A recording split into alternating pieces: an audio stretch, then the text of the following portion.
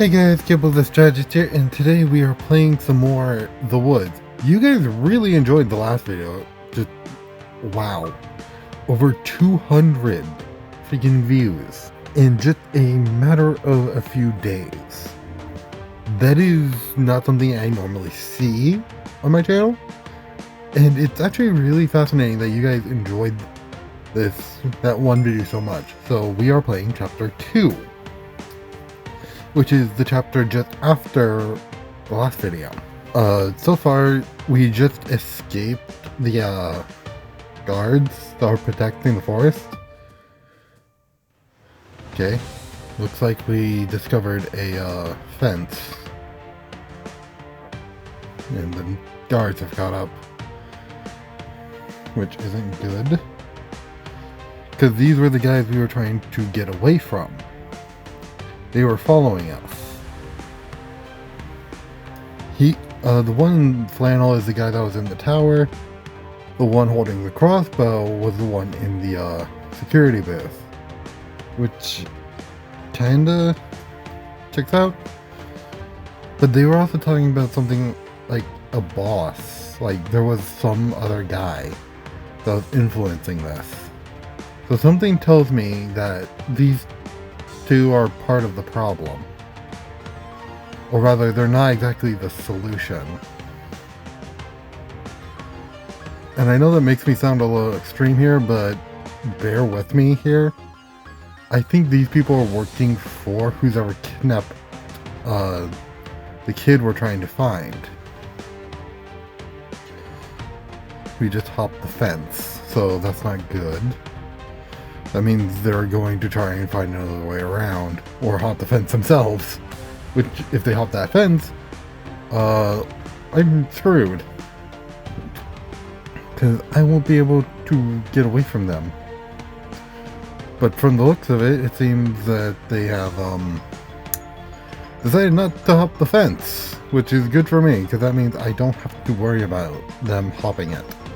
I can just keep going and see what there is to find. Which, yay, if so. But that also leaves a lot to be desired as well. Because since they're not following me into the forest, that means there is something inside this forest that they're counting on. They might be counting on to, you know, kill me. So they're going to try to kill me indirectly in a sense. But it's also not good that they're doing that. Because that means whatever in this forest is worse than them. Which, if so, I'd rather go back to the guards.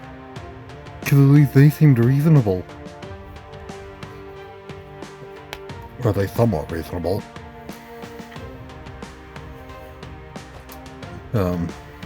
But yeah, this is also a good chance for me to find out more about who we're trying to find as well.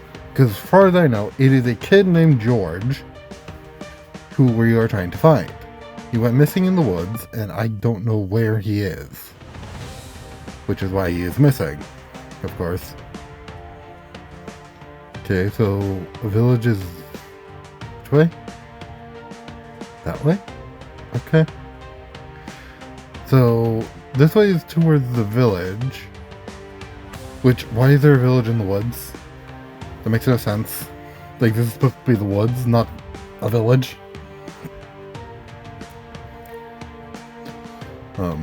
This is the kid we're trying to find. George Woods. That is the family we saw back in chapter 1. Okay. So, the Woods family is who we're trying to find. We found a house.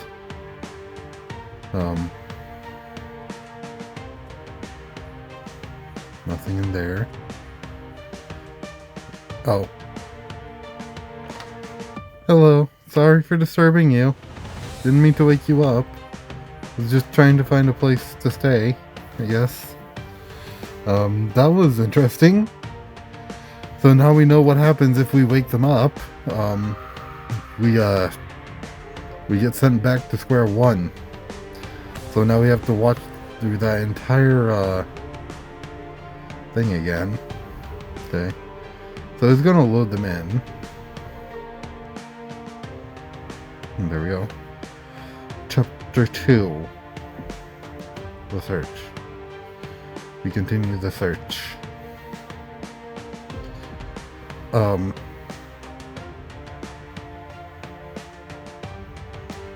Okay. So this is just the same cutscene as before. We've seen this before. So not much. There's the two guards.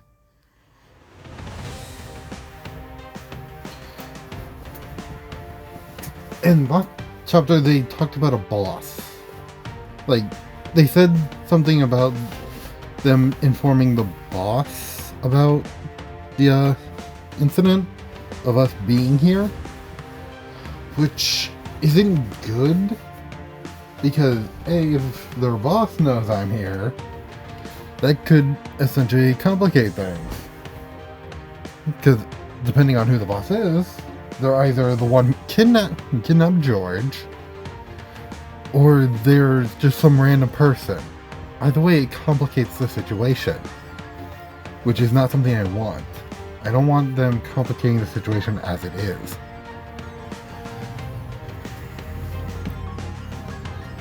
Okay. Best bet is to jump the fence, I already know that. So yeah. But last time we were here, we went into the thing. We woke the villager up, which we shouldn't try to do that now, because now we know what happens. We just get sent back to square one.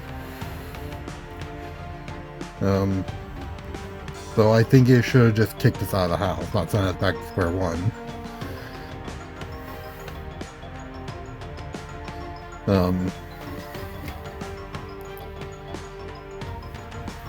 But I find that interesting that it kicked us out. That it basically just sends back to square one. Because that means that anytime we approach any of the villagers, we're going to die. That means the villagers are hostile as well. My usual philosophy in this is treat everything as hostile and hope that they are peaceful. That's usually what I do in video games, is treat everything hostile. Which isn't exactly a good strategy, but it is the one that keeps me the most alive. Basically, when I'm in a new area, the first thing I always assume is that everything wants to kill me, which isn't exactly a good thing, but it does keep me alive. The only time I don't think this is if I'm in a familiar area.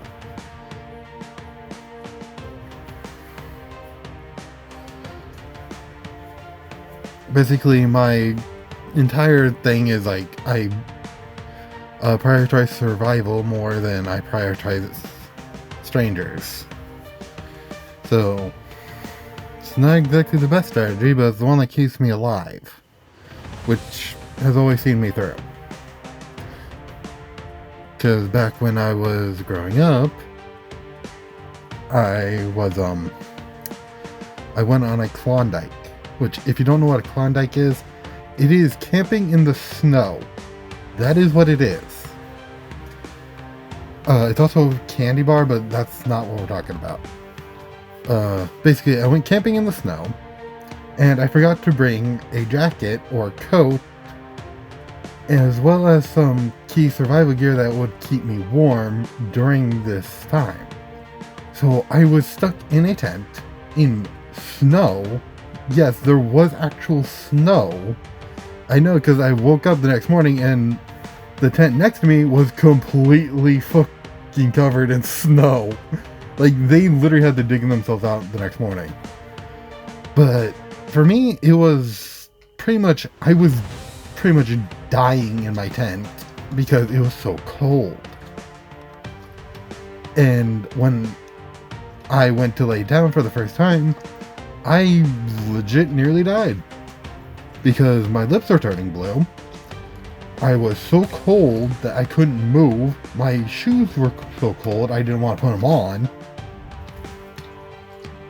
And pretty much everything was just really cold. To where they literally had to put me in front of the fire as close as possible and give me like hot food and tell me to eat slowly.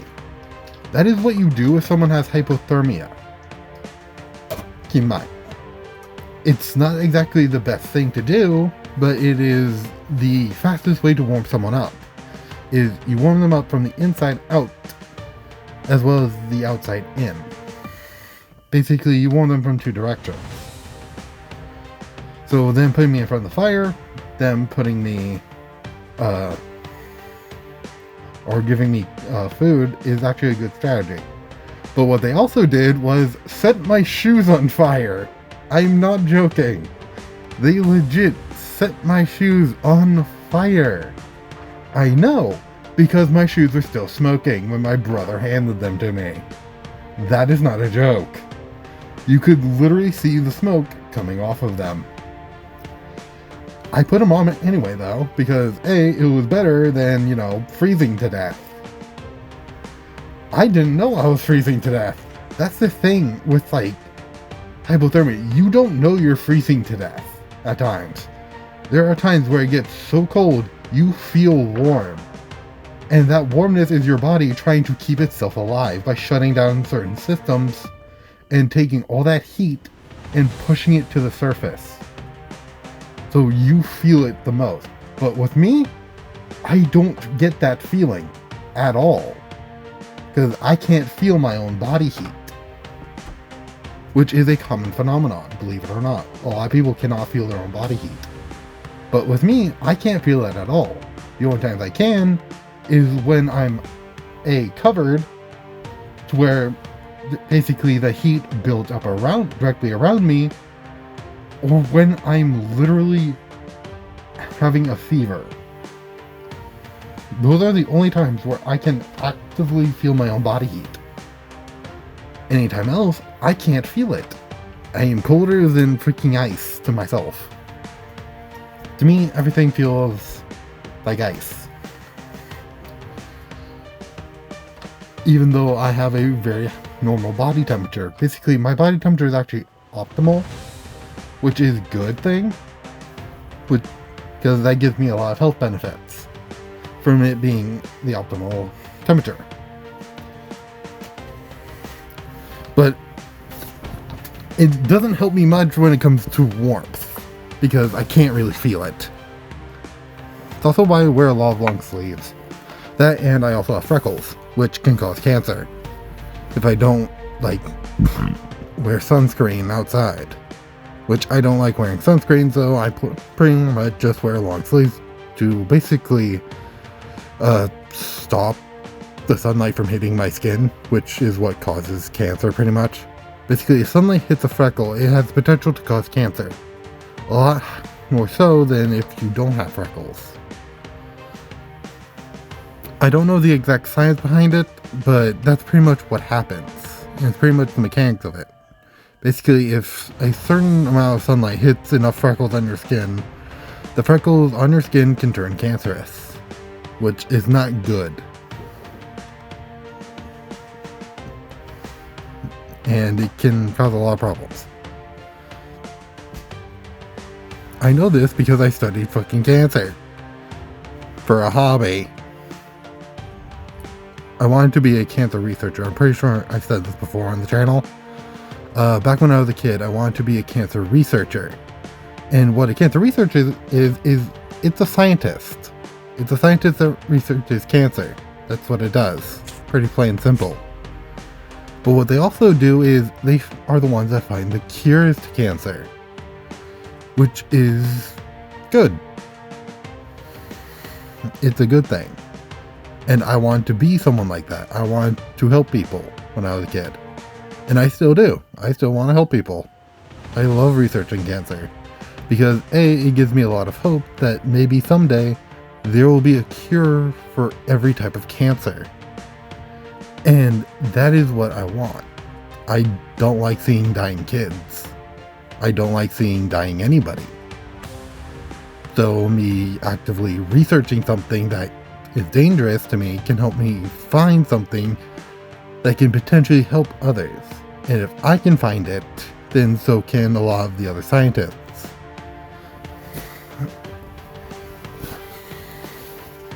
I also have a tendency to think differently than other people as well.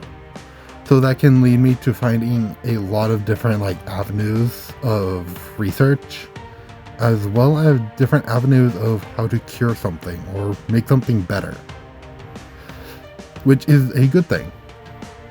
And the way I necessarily make things better is basically I don't have a good enough feeling. I don't have that sense where something is good enough to where it's okay to just leave it. I basically work on it until I cannot work on it anymore. There is nothing left to work on. And usually when that happens, it's usually better than what I intended it to be. For instance, when I was a kid, I was working on a toy bow. And this was a scout project, by the way. I was working on a toy bow, and the way we were making them was with PVC piping, PVC caps, and nylon string. Basically, we cut little slits into the piping to where we can basically tie the nylon string at either end into a knot. Then we heated up one part of the bow and bent it so that it would become a curve shape when we connected both ends with the nylon string. And with mine, I basically put caps on it, which some people didn't. And when I fired my bow, it basically pierced a metal pole. That's not a joke. It hit a metal pole in a way that caused the arrow to stay inside the freaking metal. Keep in mind, it wasn't a full pierce, it didn't go straight through. But it did do damage to the pole where they needed to replace the pole. That's not a joke. They legit replaced the pole. I can tell you where the pole is, or where it was. You won't find the place where I hit it, because, well, it's replaced. But I can tell you exactly where it is. And I can even show you. I can literally walk to it. That is how well my memory is. But that tells you what my sense of good enough is. When literally I can take something that's meant to be a toy and turn it into a reliable weapon. Now apply that to pretty much everything. That's what my sense of good enough is. It doesn't stop at good enough. And the reason this is because basically my sense of good enough is so high that pretty much nothing is good enough for me. Which isn't necessarily a bad thing, because it also means I don't necessarily settle for just mediocre or mediocrity. Basically means I strive to make something as good as I can make it. Which is how a lot of inventors do things.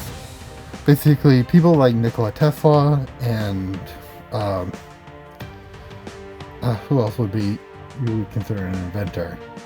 I guess you would say Einstein and Stephen Hawking all were had this same sort of sense of good enough.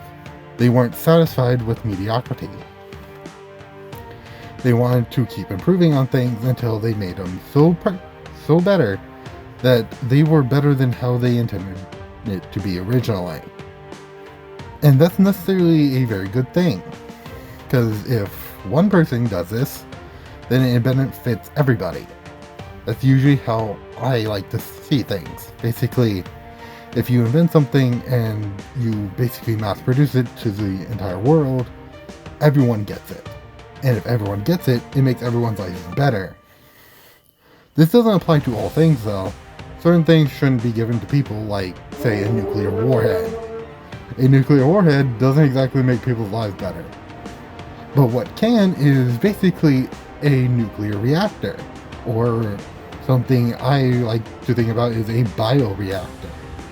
And what a bioreactor is it uses biological things like, say, algae to produce power.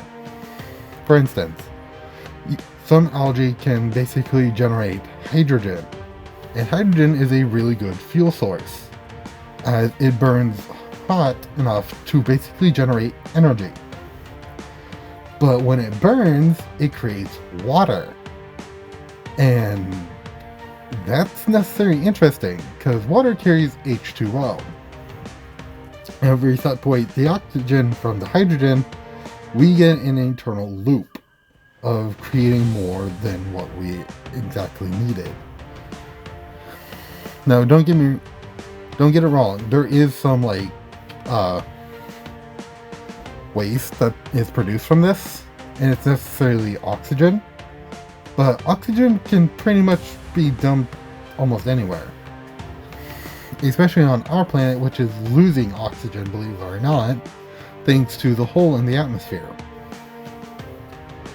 And that's not necessarily a good thing that our planet is losing oxygen, because that basically means our planet doesn't have enough air anymore. And air is made through a combination of oxygen and nitrogen, believe it or not. Not just pure oxygen. Anyways, I hope you guys enjoyed this map. So far, we have yet to find the red key or blue key. So don't forget to like, subscribe, and comment, and I'll see you all later. Bye!